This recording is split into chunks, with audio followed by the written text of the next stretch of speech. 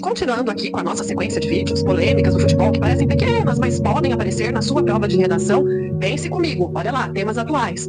Porque esses casos discutem temas muito maiores, tá? Não é só o futebol, é ética, mercado, responsabilidade social e o limite, principalmente, entre fato e opinião. Pesquisas dizem que mais de 30% da população brasileira não sabe diferenciar fato de opinião. Veja só as polêmicas. A primeira envolve a FIFA. Recentemente, a entidade discutiu uma proposta de reorganização de parte de seus direitos comerciais por meio de uma empresa que poderia contar com a participação de investidores privados. Os defensores afirmam que a medida trairia recursos para ampliar investimentos e fornecer o futebol mundial. Já os críticos, entre eles dirigentes ligados ao futebol europeu, alertam para o risco de que interesses econômicos passem a influenciar excessivamente decisões sobre competições que possuem relevância social e também cultural.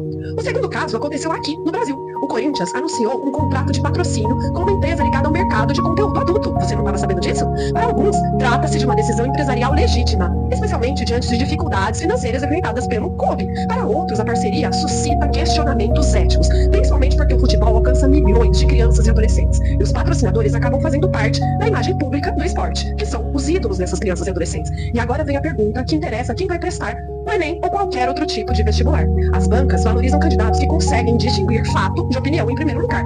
Fatos são verificáveis. Então, se, por exemplo, eu digo a FIFA discutiu uma reorganização de seus ativos comerciais, ou se eu digo o Corinthians firmou contrato de patrocínio com uma empresa desse segmento, tudo isso é fato, porque essas decisões são oficiais, certo? Mas geraram debate público. Agora, já afirmar que isso destrói o futebol, ou ainda dizer que isso é maravilhoso para o futebol, para o esporte, tá? Ou ainda, dizer isso faz com que a imagem do esporte esteja atrelada a questões antiéticas, é uma opinião. E opinião em redação precisa ser sustentada com argumentos muito consistentes e aprofundados. Do ponto de vista ético, um bom texto deve considerar princípios amplamente reconhecidos, como o interesse público, a proteção de crianças e adolescentes, a liberdade de iniciativa econômica, a responsabilidade social das instituições e, principalmente, o respeito aos direitos fundamentais, os direitos humanos coletivos. Especialistas em ética, comunicação e gestão esportiva costumam defender que decisões envolvendo grandes organizações não podem ser analisadas apenas pelo aspecto financeiro. Elas também devem considerar seus impactos sociais, culturais, educacionais e, principalmente, gente, não se esqueça dessa palavra que ela é muito importante, éticos. Da mesma forma, pesquisadores da área de comunicação destacam que marcas patrocinadas transmitem valores e influenciam a percepção do público sobre uma instituição. Então, um candidato pode até defender a autonomia financeira dos clubes, que é essencial, mas também deve pensar que argumentar sobre a responsabilidade social deve priorizar os limites para determinadas parcerias.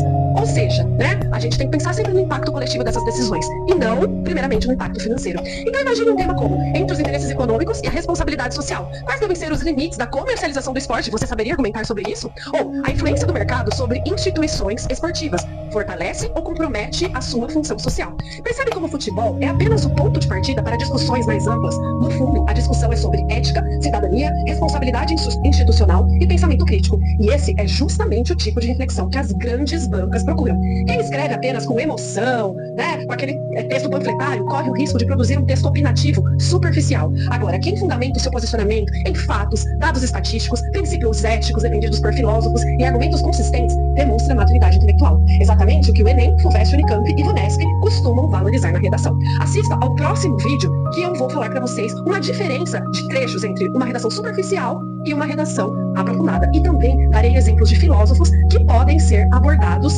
sobre essa temática envolvendo polêmicas do esporte. Fica aí. Opinião simplista. A FIFA só pensa em dinheiro e acabou com o futebol. Agora, olha a diferença para uma argumentação bem fundamentada do tipo que a banca quer ver você fazendo. Quando decisões sobre o esporte passam a ser orientadas prioritariamente por interesses financeiros, surge um conflito entre a sustentabilidade econômica das instituições e sua responsabilidade social. Nesse contexto, é legítimo questionar se a lógica mercantil deve prevalecer sobre valores como inclusão, representatividade e interesse público. Outro exemplo aqui, a polêmica do Corinthians. Opinião simplista, que é tiro no pé. O Corinthians está errado porque aceitou dinheiro de uma empresa de conteúdo adulto. Socorro! Agora, olha o mesmo tema sendo defendido com uma argumentação bem fundamentada. Embora clubes esportivos dependam de recursos financeiros para a manutenção, o patrocínio de marcas está diretamente associado à imagem institucional. Assim, é pertinente discutir se toda fonte de financiamento é compatível com a função social desempenhada por entidades que exercem grande influência sobre crianças, adolescentes e milhões de torcedores. Percebeu a diferença? Todos os primeiros exemplos que eu dei aí, com xizinho vermelho, apenas julgam. E os segundos, com cheque verde, explicam, contextualizam e apresentam um problema ético. É exatamente isso que as grandes bancas procuram. Elas querem avaliar se você consegue reconhecer que decisões econômicas também produzem consequências sociais, culturais e éticas, e se é capaz de construir uma reflexão equilibrada, fundamentada e crítica. Acompanhe as sequências desses vídeos que eu também vou propor outros temas atuais e também filósofos que podem ser usados como repertórios socioculturais produtivos.